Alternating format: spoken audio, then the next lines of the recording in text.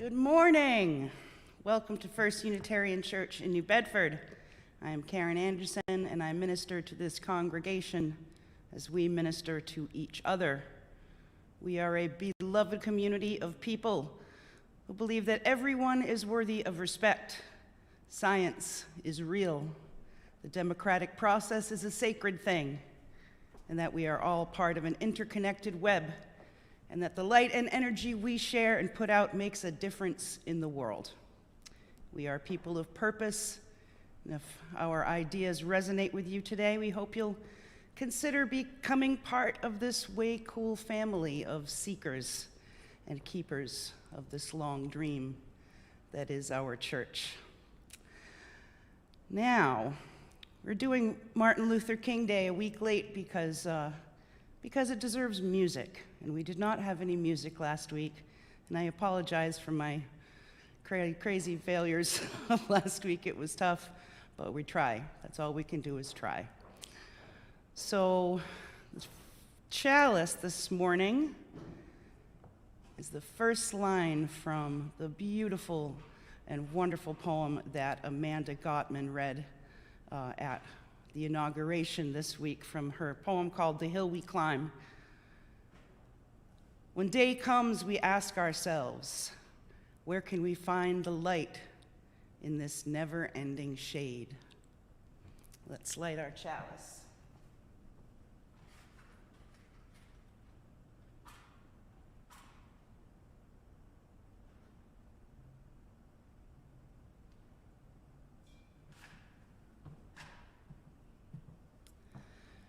Opening words are from Martin Luther King. I refuse to accept the view that mankind is so tragically bound to the starless midnight of racism and war that the bright daybreak of peace and brotherhood can never become a reality. I believe that the unarmed truth and unconditional love will have the final word. Let us welcome each other now in spirit.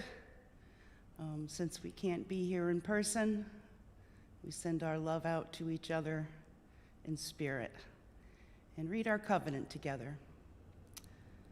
We come together as a religious community, upholding freedom of conscience, right relationship, and the inherent worth and dignity of all people. We value our diversity and pledge to care for one another in the spirit of compassion, to speak and listen to each other with respect, and to promote justice and kindness in the world. Now, sing along with me from home if you'd like. Our hymn, number 131, Love Will Guide Us.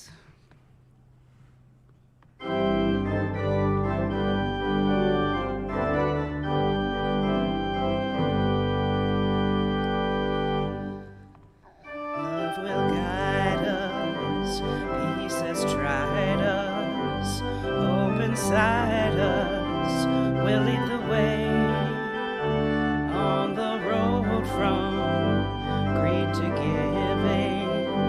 Love will guide us through the hard night.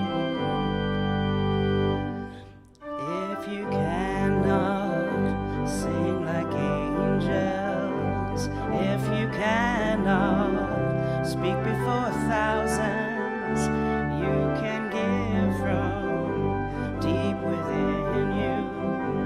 You can change the world with your love.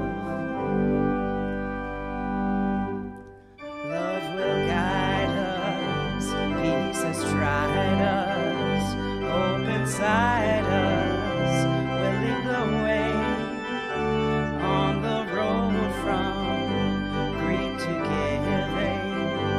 Love will guide us through the hard nights.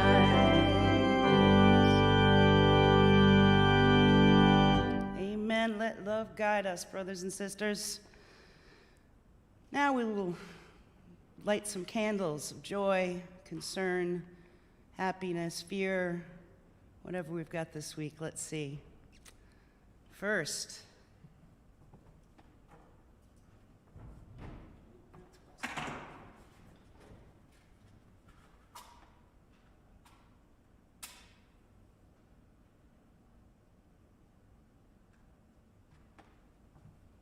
First, a candle of love and concern for our good friend Larry. He got hit by a car last Sunday. He's okay. He had to undergo some surgery, and he will need some time to recover and a little physical therapy, but he's all right. Let's give him all our prayers and support, and he sends our love to us, so we send it right back to him. Miss you, Larry. And a candle of joy for this historic week.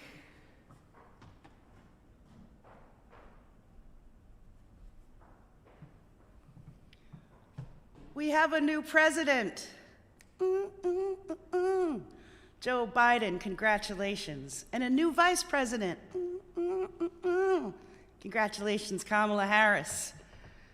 And that they were peacefully inaugurated this week. Let all of our hopes rise that some unity is possible among our divided people. And may their administration find the strength and wisdom to lead this country down a more positive path. We've already begun to experience what a little empathy from the highest office feels like. And it feels good. We've needed this.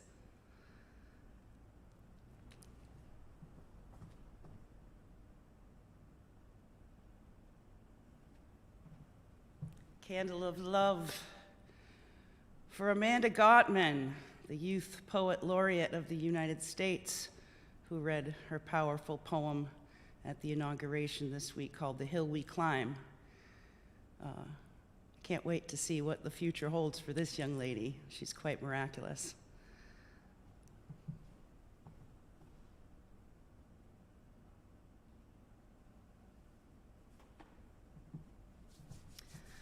Candle of love and joy for my stepson Talon, whose birthday is this week. He's gonna be sweet 16. He's an awesome young man, and I love him like my own. Congratulations, Talon. Happy birthday. And I will light 2 final candles, as is our practice here. One for all the joys and the sorrows and concerns we keep in our hearts, and one for all of those who have yet to find a safe and secure place to share their joys and their sorrows.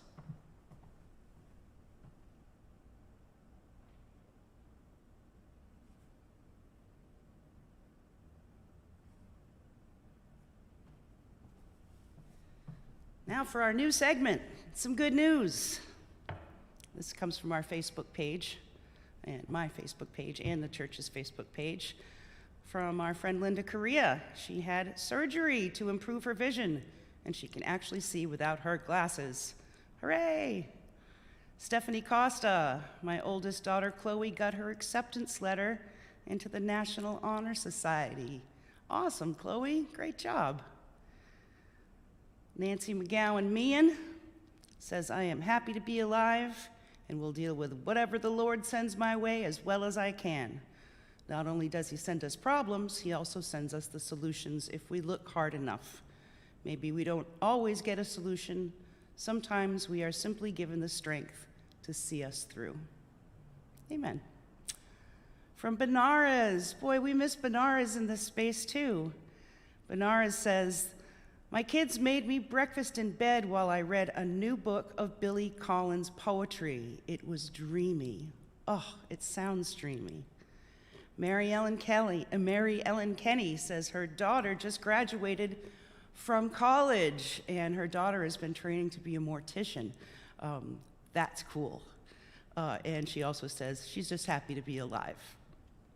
Amen to that. Jess Finneran says that Paul has moved to Nashville and has a new job. Good luck, Paul. That's great.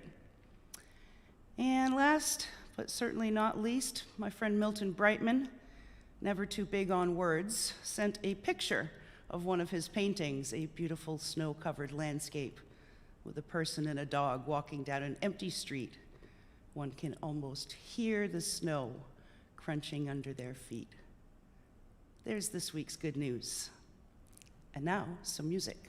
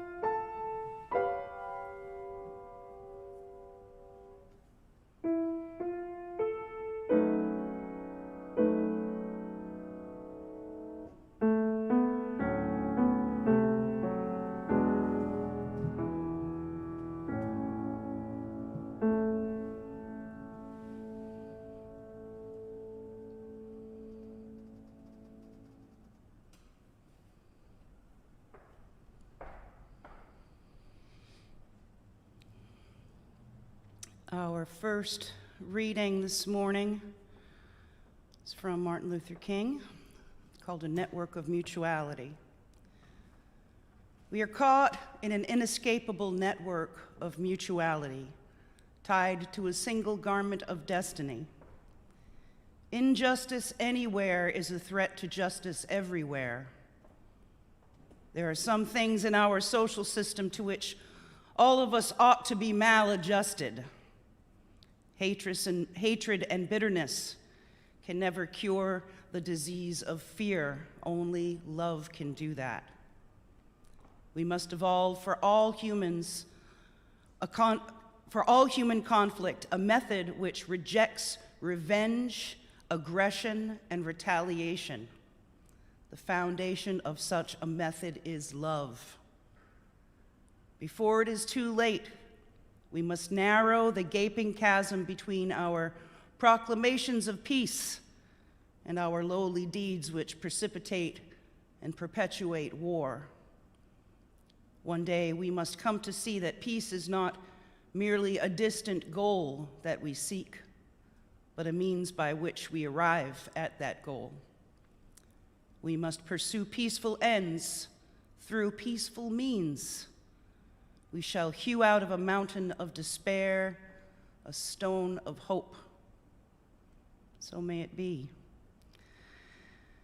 Let us enter now into the spirit of prayer and meditation. And this reading is from Robert F. Kennedy,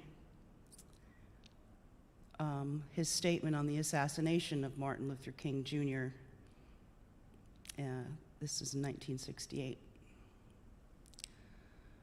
Martin Luther King dedicated his life to love and to justice for his fellow human beings, and he died because of that effort.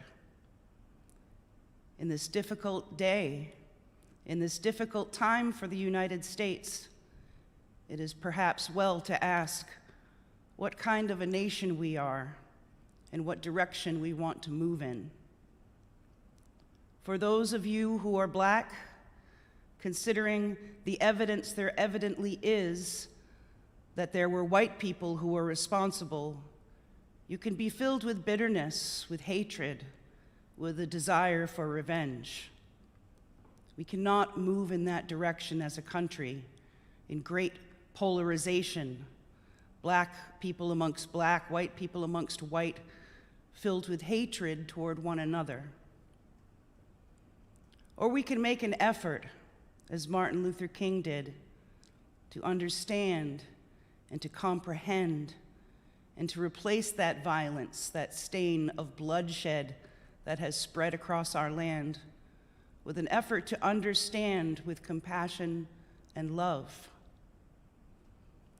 For those of you who are Black and are tempted to be filled with hatred and distrust at the injustice of such an act against all white people, I can only say that I feel in my own heart the same kind of feeling.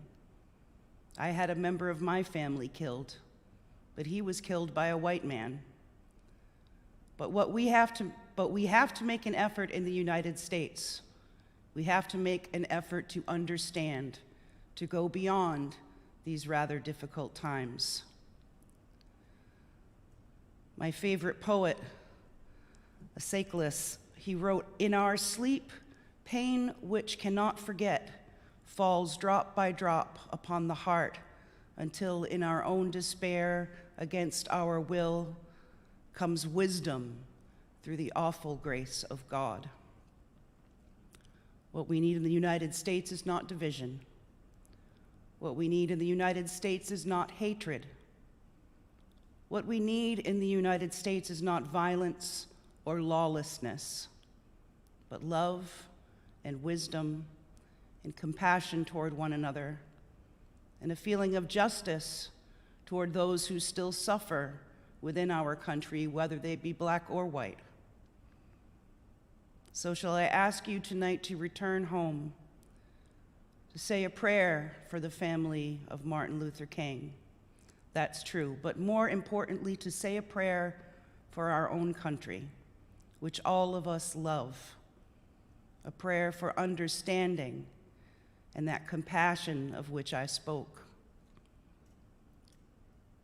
We can do well in this country. We will have difficult times. We've had difficult times in the past.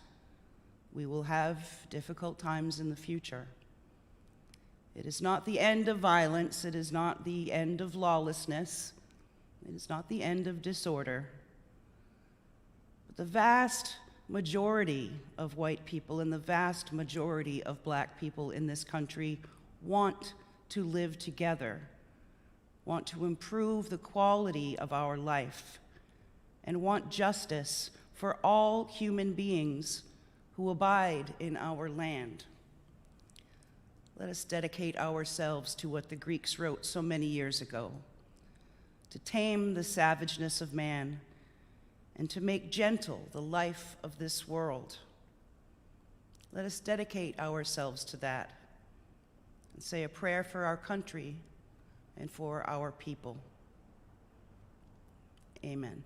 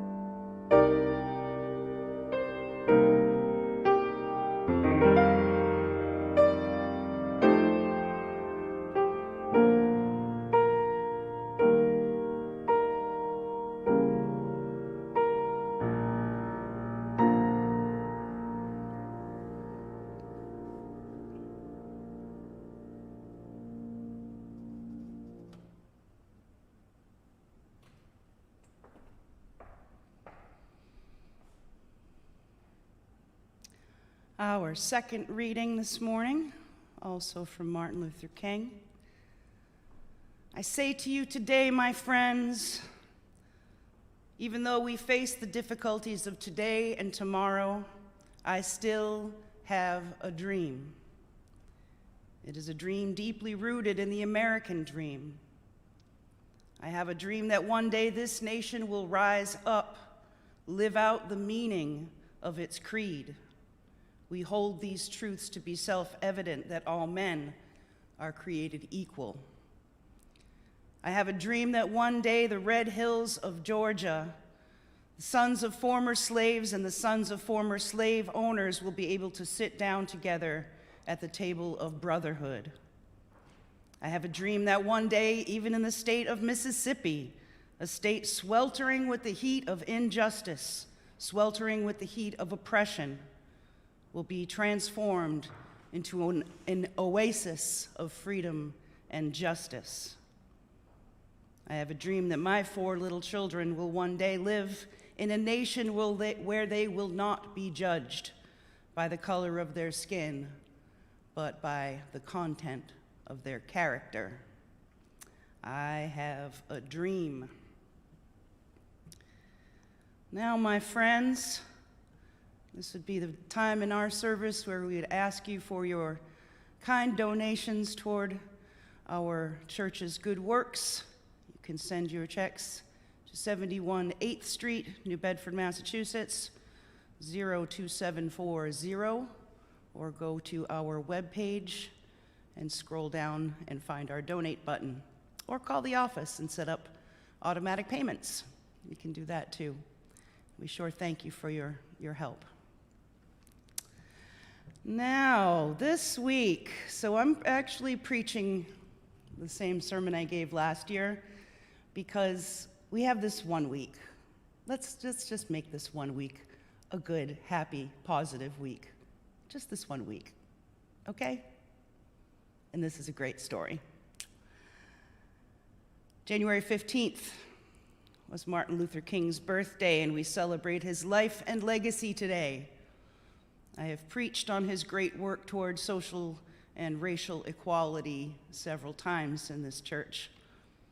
But this year I wanted to approach this celebration from a different standpoint, how Martin Luther King influenced diversity in television and inspired integration in the space program. And it all begins with one of my favorite topics, Star Trek. Ha ha! Save your moans. This is a real connection. But yes, leave it to me to find this connection as a Star Trek fan and bring it into a sermon on Martin Luther King.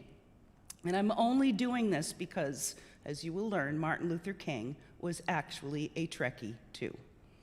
So I hope you'll give me some latitude because the story is fascinating and it made a real difference in the world.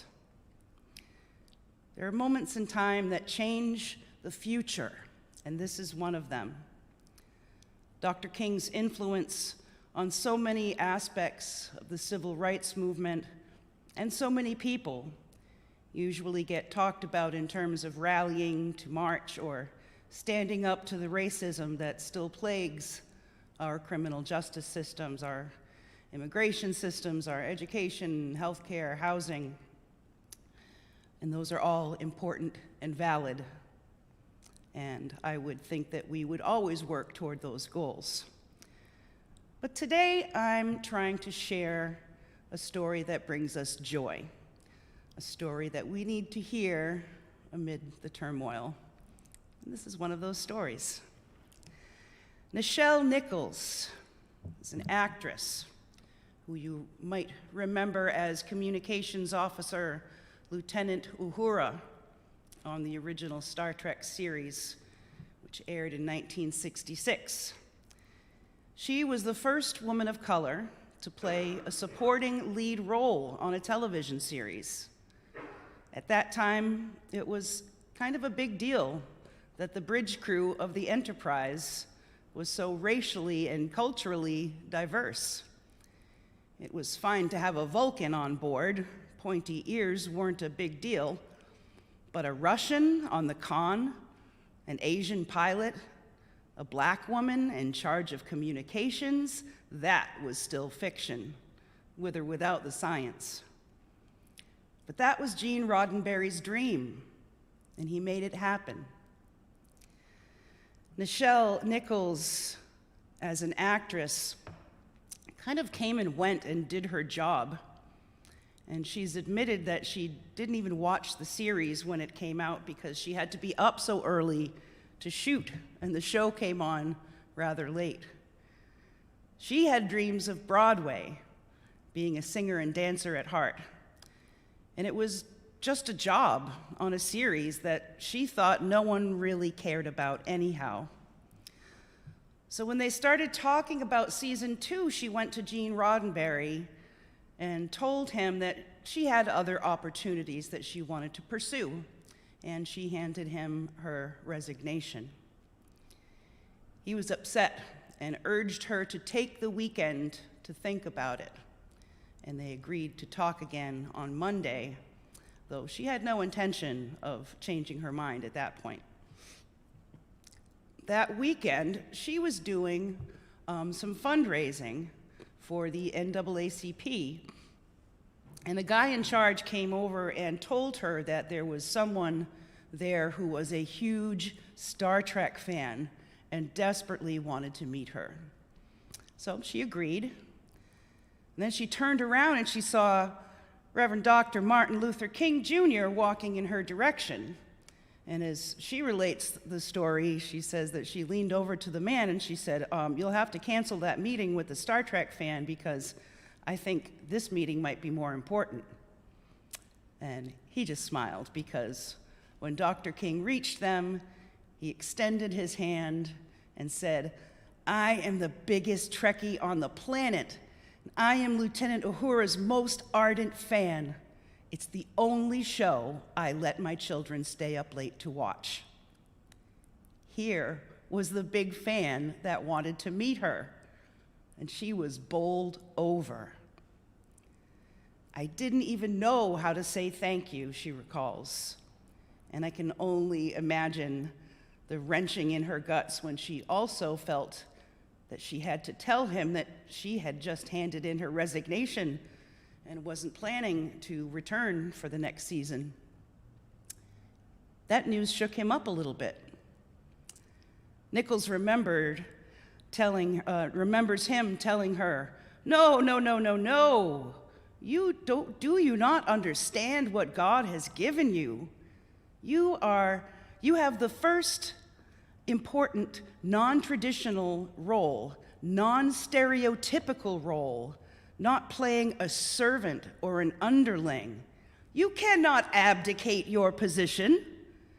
You are changing the minds of people across the world because for the first time, through you, we see ourselves as we can be." As you may suspect, his little pep talk worked. When Martin Luther King tells you that he and the rest of the world need you to stay on Star Trek, well, you stay on Star Trek. So on Monday, she went into Gene Roddenberry's office and told him the story of her interaction with Dr. King and what he told her. And she told him that she would stick it out with the series. And according to her, Roddenberry cried. And he pulled out her letter of resignation, which he had already torn into pieces, and handed it back to her with his thanks. Nichelle Nichols went on to play Lieutenant Uhura until the original series ended in 1969. And the Star Trek universe continues to inspire us with its diversity and equality. I'm right proud that Gene's vision has been a guiding light in everything that the series still produces. But this is not the end of the story.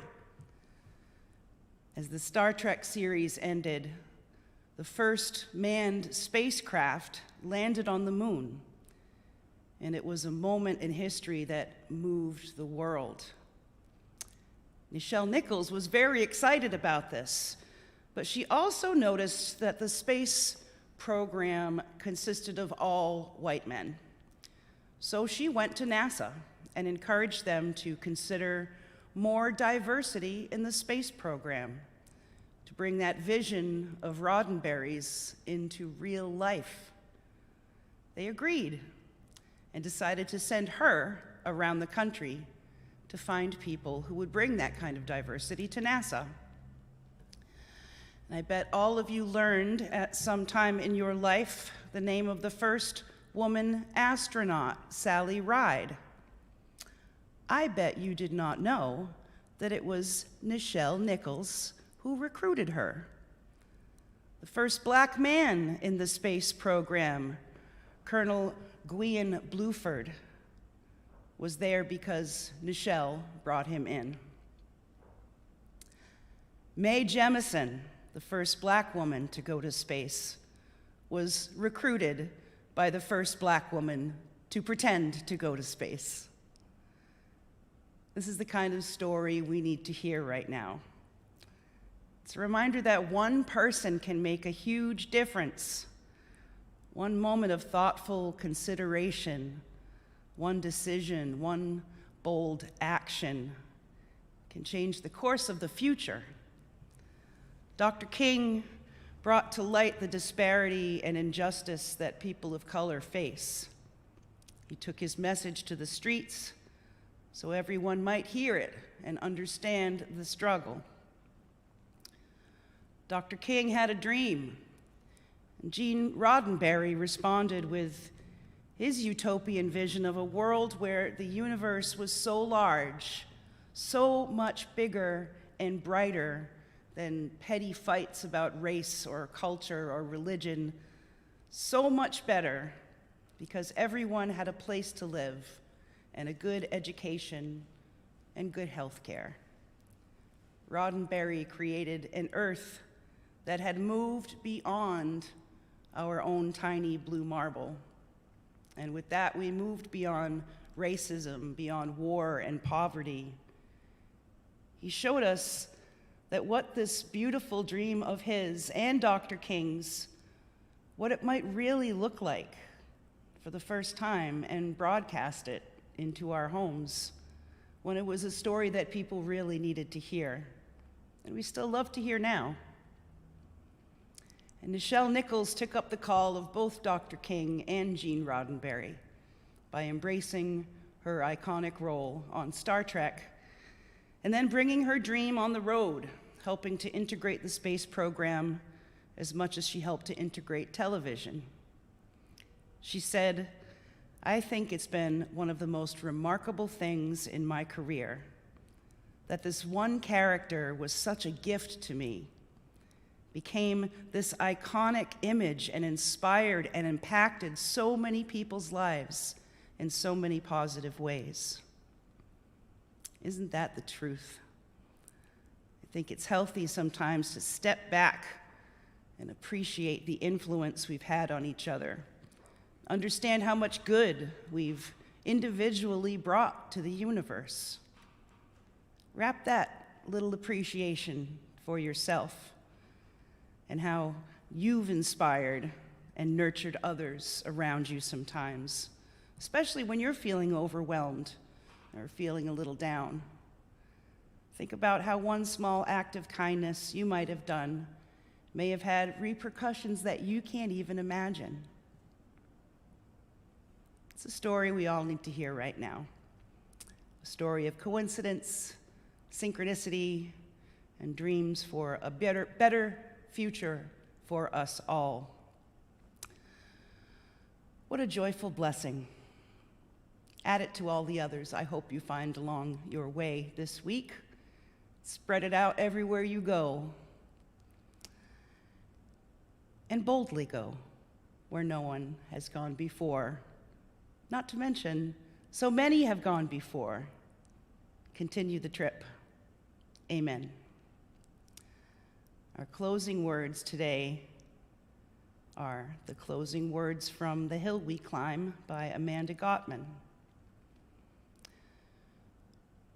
When the day comes, we step out of the shade, aflame and unafraid.